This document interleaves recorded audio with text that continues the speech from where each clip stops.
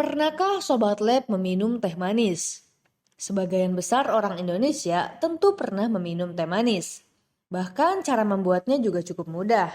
Kamu tahu nggak nih, kalau gula yang bercampur dengan baik di dalam air itu disebut homogen. Kira-kira bingung nggak kenapa gula yang dicampur air menjadi homogen?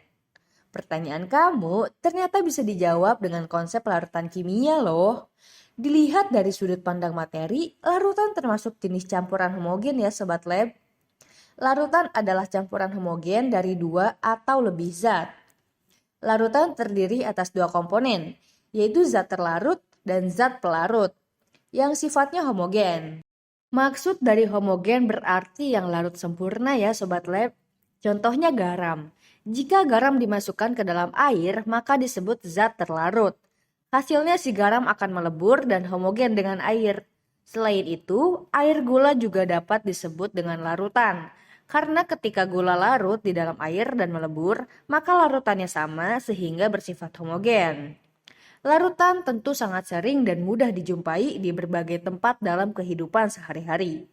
Beberapa contoh tempat di mana larutan umumnya ada meliputi rumah tangga, industri pabrik, industri makanan dan minuman, laboratorium farmasi, bahkan kimia. Siapa nih di antara kalian yang sering berada pada laboratorium kimia? Pasti kamu sudah biasa ya melihat larutan-larutan kimia. Terus pernah nggak lihat larutan yang berjejer dan lebih dari satu yang tidak dilabeli? Tidak ada info bahkan identitasnya. Mungkin secara kasat mata larutan tersebut semuanya jernih dan tidak berwarna. Tapi gimana hayo kalau larutan yang tidak dilabeli tersebut bersifat toksik? Bukan toxic relationship ya, tapi sifat toksik yang sangat berbahaya jika terhirup uapnya. Kita ambil contoh salah satunya sulfuric acid. Sulfuric acid atau asam sulfat adalah larutan yang sangat korosif dan dapat menyebabkan luka bakar serius pada kulit dan jaringan. Jika terhirup atau tertelan dapat merusak saluran pernapasan dan organ internal. Ada juga larutan lainnya seperti klorin, amoniak, atau yang sering kita dengar adalah merkuri. Maka dari itu, penting hukumnya untuk kita mengetahui kandungan pada suatu larutan ataupun produk. Bayangkan saja, jika kamu asal menggunakan skincare yang tidak jelas kandungan di dalamnya, dan ternyata di dalamnya terkandung merkuri. Merkuri dapat menyebabkan iritasi, kemerahan, gatal-gatal, dan kulit kering. Dalam paparan jangka panjang dapat merusak kulit dan menyebabkan dermatitis kontak loh. Ih, serem banget ya. Lalu kamu pasti bertanya-tanya kan, gimana caranya kita tahu kandungan apa yang terkandung dalam suatu larutan ataupun benda lainnya? Pernahkah kamu mendengar instrumen FTIR? Memiliki kepanjangan Fourier Transform Infrared. Alat ini berfungsi untuk mengidentifikasi senyawa, menganalisis campuran sampel tanpa merusak sampelnya. FTIR ini masuk ke dalam kategori instrumen laboratorium khusus yang membutuhkan kualifikasi khusus jika pengguna ingin menggunakannya.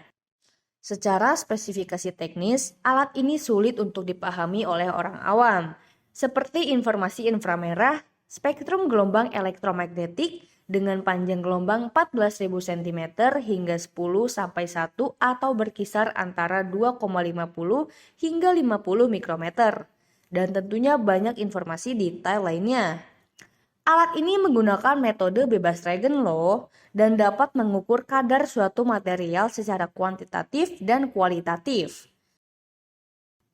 Analisis gugus fungsi dilakukan dengan cara membandingkan pita absorpsi yang membentuk pada spektrum inframerah, menggunakan spektrum pembanding yang sudah diketahui sebelumnya. Alat FTIR digunakan dalam penelitian untuk mencari dan memastikan senyawa kimia yang terkandung dalam obat atau senyawa alam. Proses ini merupakan proses akhir dari penemuan atau identifikasi senyawa alam. Metode FTIR tidak memerlukan preparasi sampel yang rumit, karena baik sampel padat ataupun cair bisa langsung dianalisa hasilnya.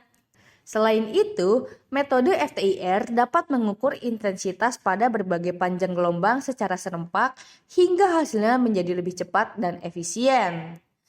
Selain mendapatkan informasi struktur molekul yang tepat dan akurat, Penggunaan FTIR memiliki keuntungan lainnya, yaitu metode ini digunakan untuk mengidentifikasi sampel dalam berbagai bentuk seperti gas, padat, dan cair.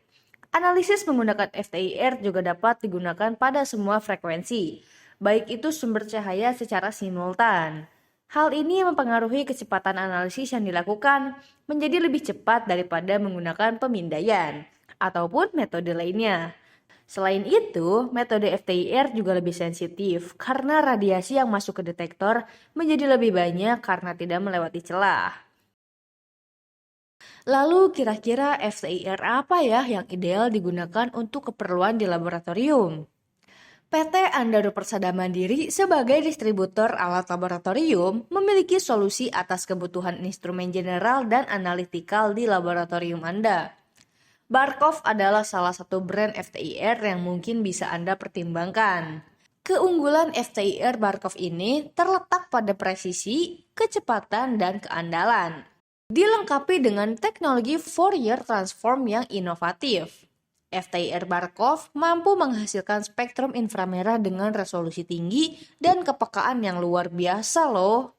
Dengan demikian, Sobat Lab dapat menganalisis senyawa kimia, identifikasi bahan, dan memperoleh informasi penting tentang struktur dan karakteristik sampel kamu. FTIR Barkov juga dirancang dengan interface yang mudah digunakan, pemeliharaan yang sederhana, dan kemampuan analisis yang luas. Dengan software yang intuitif dan kemampuan analisis yang canggih, FTIR Barkov memungkinkan kamu untuk mengoptimalkan waktu dan sumber daya Sobat Lab dalam proses analisisnya. Kamu nggak perlu ragu nih untuk menghubungi CS kami di nomor 087777 277740 untuk berdiskusi lebih detail. Kami siap membantu Sobat Lab dalam memilih dan mengkonfigurasikan FTIR yang tepat, juga menyediakan dukungan teknis yang handal dan layanan after sales yang memuaskan. Nonton Andaru sambil minum sekoteng. Setelah nonton langsung eksperimen.